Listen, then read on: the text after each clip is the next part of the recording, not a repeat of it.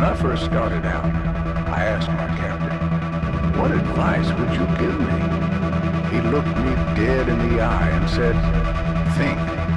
If an order ever feels unjust or morally wrong, you don't have to follow it, but be ready to face the consequences."